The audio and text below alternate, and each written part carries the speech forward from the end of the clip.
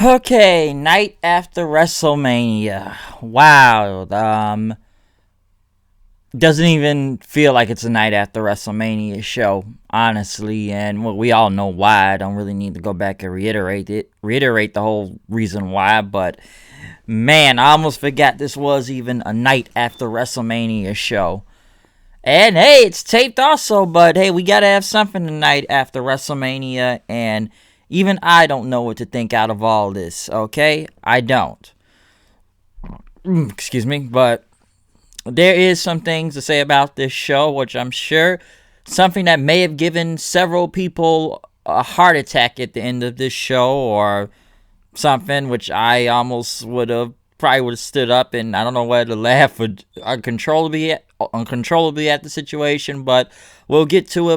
But I see a lot of people nearly look like they have a heart attack. So yes, night after WrestleMania, no rampant crowd, no multiple chants, no beach balls this year. So there is no beach ball mania going on, but hey, we still got some type of show. This was taped. I don't know when, I don't know where, but hey, we got it taped here, folks. And you know, they got Phillips and Saxon on commentary. So yes, this is the night after WrestleMania review, and this is one of my favorite times of the year when it comes to night after WrestleMania, even though I feel like WWE is smartened up on this nowadays, that they know how to control the fans and don't let them go, take over the entire show. But it's usually one of my favorite times of the year, especially after WrestleMania. But none of that this year, folks. None of that this year. So, we kick it off with Asuka versus Liv Morgan. Why is this match happening? I don't know. But it wasn't actually bad between Asuka and Liv Morgan. I know Liv Morgan won her match on the pre-show, and Asuka lost at WrestleMania the tag team belts, but this was not bad. Actually, a pretty good match to open up the show. I don't know where any of these women go on from here, but Asuka doing what she could to get Liv Morgan into the Asuka lock for the win was actually not that bad of a match. So Asuka and Liv Morgan actually put on something good right here. Okay, I will say that. Especially if they gave him nearly over 10 minutes out there. I'm surprised. This match was pretty good. I'm surprised Asuka just didn't squish Liv Morgan sooner. But the fact, I guess, going against Asuka and someone going toe-to-toe for almost 11 minutes, that was not bad. Not bad at all. I enjoyed that. But other than that match, there was a lot of video footage from last night after the show when they interviewed Becky Lynch, pretty much after her match with Shayna Baszler. Pretty much talked about, she downplayed her, but she knows that Shayna is incredible and that Baszler knows where to find her. But then they show Baszler sitting in the back talking about the thrill of victory is the agony of defeat, and pretty much looking at the camera saying that Becky will, she promised Becky the agony of defeat. So I think it will be Becky and Baszler back again soon enough whenever that happens, even though it didn't make any sense of what happened at Mania also. But, maybe she'll win the title at the next pay-per-view. One thing I should say also if I continue with this review, check out the WrestleMania Part 1, Part 2 reviews that up online right now, audio form. Both of them are an hour each, so please check those out. They also hyped NXT TakeOver USA for Wednesday, since, this is TakeOver and it's going to be on Wednesday. But now we get to a match that went 3 times in a row. Not once, not twice, but 3 times in a row in a different variation. First, we do the Street Profits versus Austin Theory and Garza for the titles from last night. Why do Garza and Austin Theory get a tag team title shot again 2 times in a row? I have no clue. This is like, almost the 4th, 5th time these teams have faced each other since last week? Yeah, I don't know why they get another title shot. Makes no sense. I have zero reason why. And as the match went on, Montez Ford is funny, just yelling random stuff out. It's insane, but it ended up in a DQ finished in. Pretty much Vega got involved, which, by the way, Vega had wrestling gear on, but Vega got involved throughout the match. And next you know, Theory and Garza ended up holding Ford. And just like last night, they redid the same thing. Vega kicked Montez Ford. Bianca Belair's music hit then, pretty much clearing the ring. Vega tried to charge at her, but Belair slammed her and she got on the microphone saying, you know what? I go here now. So this kind of now diminishes my plan or how I kind of booked of how Belair could go back for the NXT women's title, but obviously that's not going now after what she said. I go here now, so she's on Raw. And Bianca went on to say that, you know, the EST is only the fastest, the strongest, or the bestest, or what, or whatever, is that Bianca pretty much is the strongest, the EST around here. And she pretty much told Vega, get in the ring while I go get you back in this ring. So good promo from Bianca, but she is officially on Raw. So there you go. But this was still basically the same thing last night, except Bianca on the microphone. And then after commercial, she went against Zelina Vega.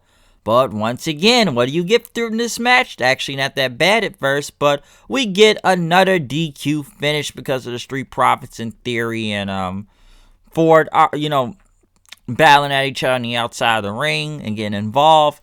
So what do we do, folks? And Montez Ford gets on the mic and he says, you know what? I got my brother here. I got my wife here. So 6-man tag. Okay. So we went from a tag title match to a one-on-one match. And now we had a six-person tag team match right now. Basically, you done the same match 3 times in a row. Okay, we're going to do 2 here. We're going to put the women against each other one-on-one. And now we just going to make it a 6-man tag. Why couldn't you done this in the begin with? I have zero clue. Okay? I don't know. But, yes, you saw the same match 3 times in a row. This was basically to eat up time. And I know they stretched on a roster and everything and people who could ever they get right now, but to stretch the same match 3 times in a row, I have no idea why. I don't get it. It's just like they had to eat up time. And Bianca ended up getting the pinfall, hitting the KOD on Zelina Vega for the win. Like I said, it's cool to see Bianca on Raw, but fact we had to do something of the same match 3 times in a row. We went from a title shot to a one-on-one, and now we went from a 6-person tag. Why? I have zero freaking clue. But, yeah, this this match went 3 times. 3 times in a row. Same people, but in some type of different variation of a match they was going to put on. We then went to Aleister Black versus Apollo Crews, who they said that, who got drafted to Raw because of the draft picks were about to expire by midnight. When we start doing, are we still doing draft picks? We're still doing a draft? Hey, like, oh, it's the night after WrestleMania. Okay. When we start going back to doing draft picks again, I have zero clue. I had no idea what was going on. I'm like, draft picks? I'm like, what are y'all trying to explain here? Especially him being on Raw. Like, well, he's got till midnight to be traded, so Apollo Crews is on Raw. And he went against Aleister Black, which this went very long. 27 minutes they had out here. 3 commercial breaks. And the match was not that bad. I'm like, okay, Black and, Apollo Crews actually put on a pretty good match. I'm sure people are going to make the joke, I didn't know he still worked here or anything or what and stuff. But Apollo Crews did not do bad in this match. But I'm sure, like people said, this guy's just been too damaged and been in catering and not done anything and lost. And the last time he was doing on SmackDown was him and, Shorty G going against Sheamus, and it did not work. So, yeah, they basically...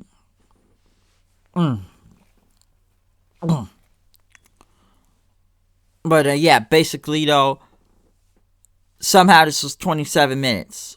Why? Got no clue.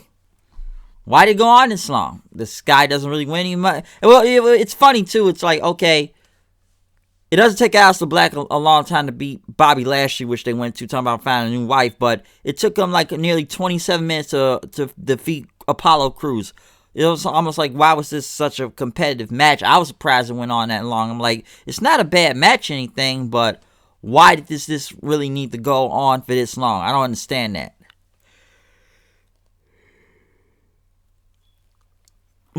Very strange, if you ask me. 27 minutes. Ate up half the show for 27 minutes for Black and Apollo Crews to put on a match. Not bad, but... not a bad match at all, but the draft thing makes no sense. Why this 27 minutes, I don't know.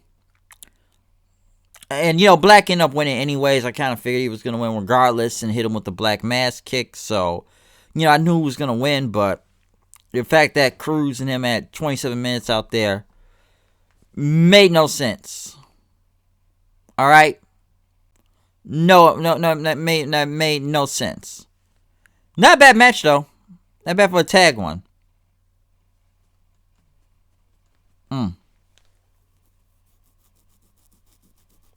But still, why? I have zero clue.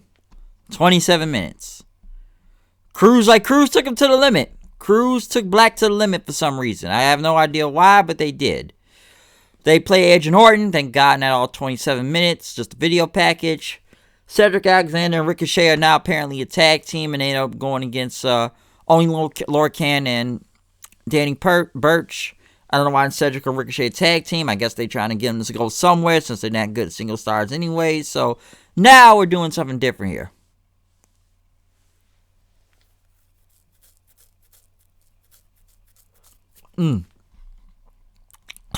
So yeah, obviously we're doing something different here.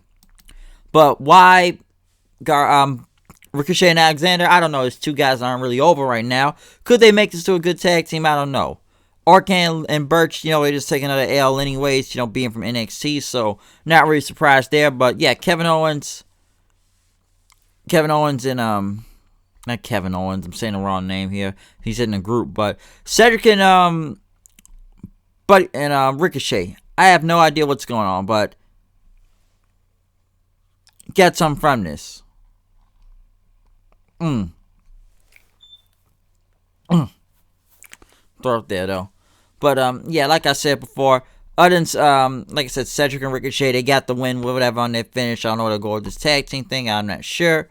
But they went to Kevin Owens, who was somewhere in the parking lot early today, talking about Rollins trying to break him from the beatdowns, everything his crew gave him, and he asked himself was it worth it, and told Rollins, look at the WrestleMania sign that he beat Rollins and everything, and he got this answer for it.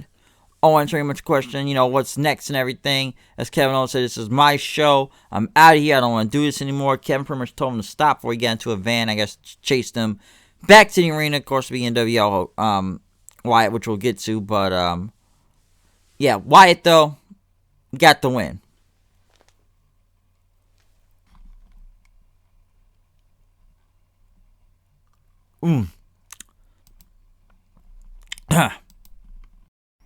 But yeah, Kevin Owens, though, cut a promo pretty much somewhere in a parking lot talking about all the beatdowns he got from Seth Rollins, that this whole feud has been going on since November. But he finally got what he did and jumped off the WrestleMania sign at Seth Rollins and ending this. And he says, what's next for Kevin Owens? Does he go back to being the prize fighter that he once was? Or does he keep fighting people like Seth Rollins? Because this is the Kevin Owens show. Seth Rollins ended up going against the guy's name was Denzel DeJorte. He walked very slow.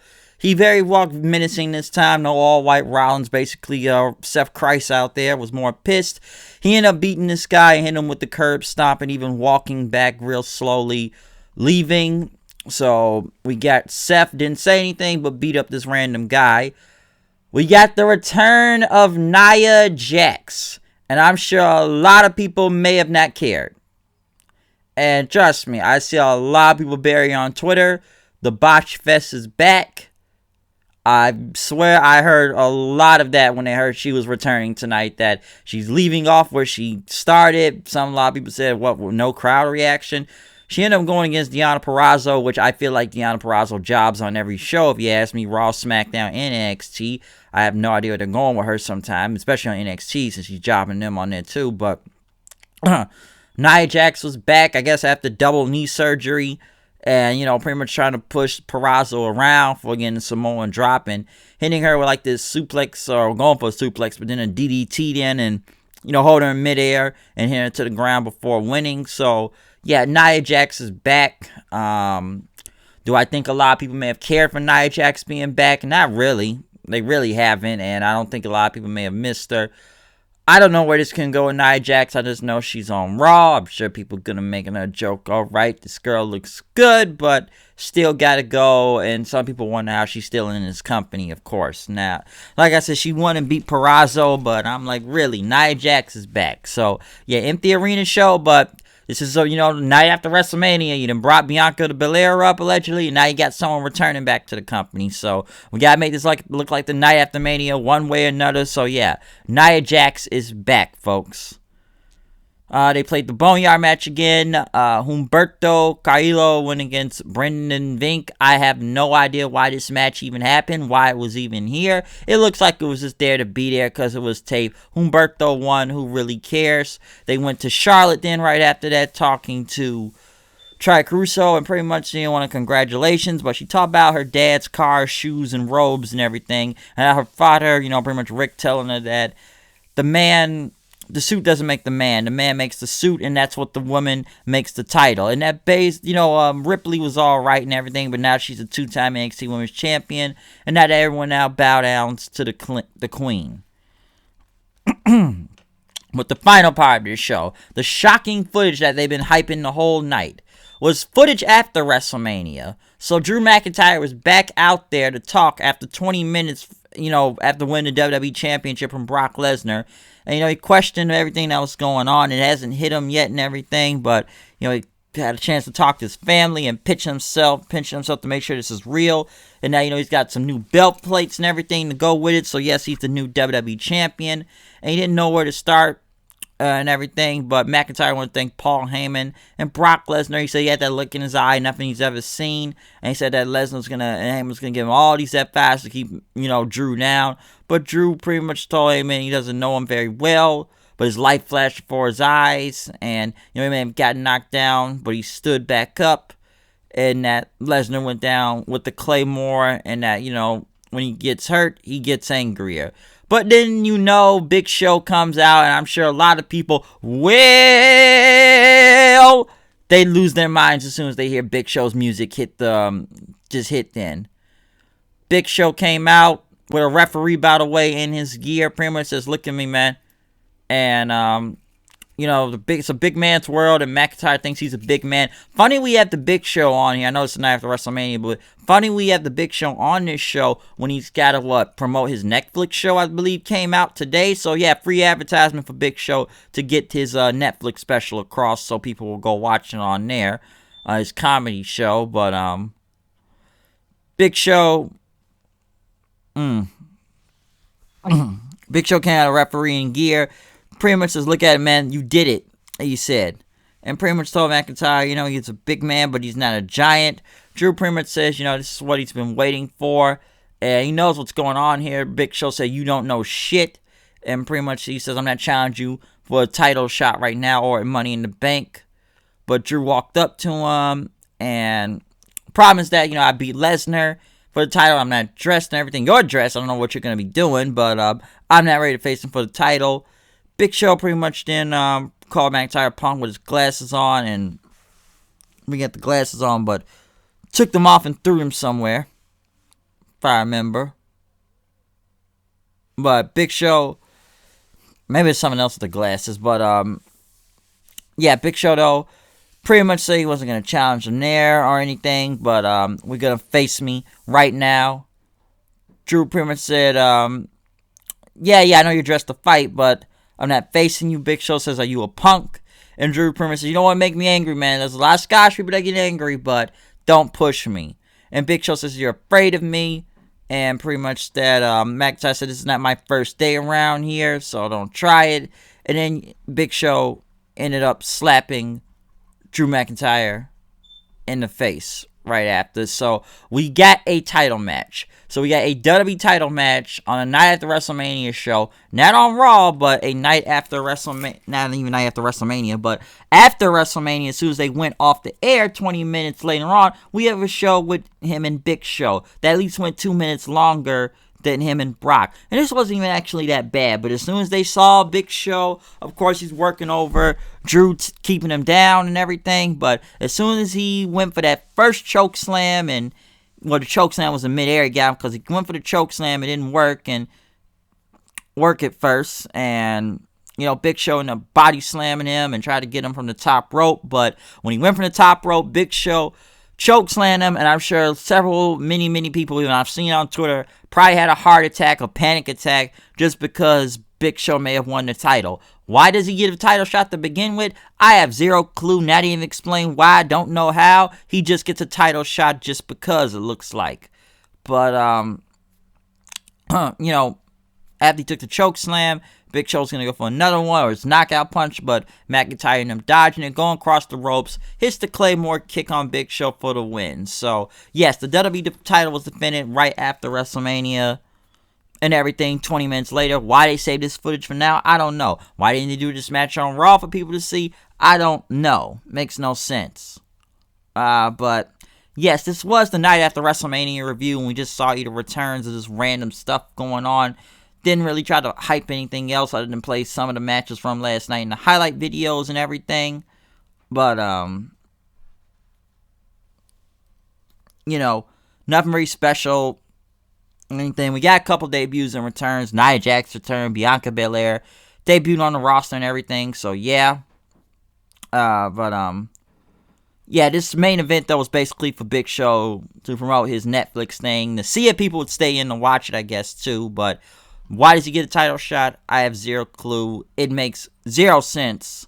So, yeah, Big Show gets a title shot for whatever reason. So, yeah, it's not much I can really say about this night after WrestleMania review, other than some random matches.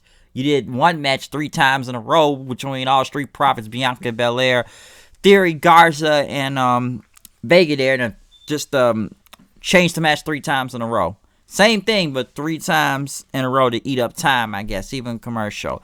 Aleister Black and Apollo Crews really good. Why did it win nearly 30 minutes and have nearly 3 or 4 commercial breaks? I have zero clue. Not bad, but why did he get all those title shots? Why did he even get a title shot? It makes no sense. Doesn't, okay? Well, there's a lot of stuff that doesn't make sense on this show in general right now. So, yeah.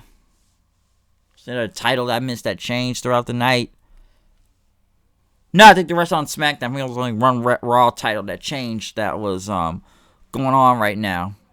But, yeah. That's all I really got to say about this whole night after WrestleMania Raw review. It's not much I can say from whatever I've read and kind of speaking or define it a little. So, yeah. There you go. That's what you get for this night after WrestleMania review. Alright? Because gotta take what you can get right now. Really got to.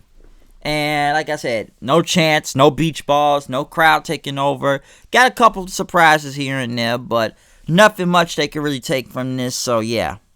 Night after Mania, folks. Night after WrestleMania. Imagine how SmackDown's going to go. I don't know how long the tapings go on from this. I have zero clue why. Alright? I don't know. But, yeah, Nia Jax using the phone to take out Sasha was pretty interesting, though. And like I said, Bayley retained the title. No problem with that. No problem. But listen, if you want to check out my entire thoughts on WrestleMania from last night or the past 2 nights, check out my review right now, part 1 and 2. They should be posted up right now for the Royal Rumble. So yeah, I worked a lot of time with that. So please check out my opinion to that show also. But yeah, this is all I can really say out of coming from WrestleMania. All right. It's not much I can add unless it's something else I do add, probably in a different review, but, yeah. This is what we got here, folks. This is definitely what we got here. But, yeah, comment, subscribe, tell me what you think about the show. Follow me on Twitter at Hooded9890. Tell me what you thought about the night after WrestleMania review. Was that match with Big Show necessary to even see the regardless? I don't know why, and I'm sure people probably almost lost their minds when they thought Big Show was about to beat Drew. Why does he get a title shot? I may have not remembered. I think it was something to do on Raw or something. If I go back a few months, back when he was helping Shane, I don't know. Unless I want to go that far back, but I'm not gonna try to deep that in a conclusion. But it could be true for what I know. Okay, could be true. But yeah, that's what I really thought about Raw tonight, though. So yeah, I'm done. I'm out of here. I'll see you guys later. Peace out. Wasn't a lot to talk about this show tonight. I'm really just digging what I could dig from this Raw and whoever they brought up tonight. Not the best decision, but that's what it's got to go right now, okay? So, yeah, right now, it's just basically scrap right now or whatever. So, there you go. That's my review. So, I'll see you guys later. I'm out. Peace. I need to get some drink. Throat's a little bit dry and started to get a little bit sleepy from this. Maybe because it was raw. I have no idea. But I'll probably have more say on it in another time. Unless I've missed something. But I think I've seen everything at this point. Just random squash matches or just matches in general. So yeah, that's what I can take from these shows. So I'm out of here. I'll see you guys later. Peace. Rambling out.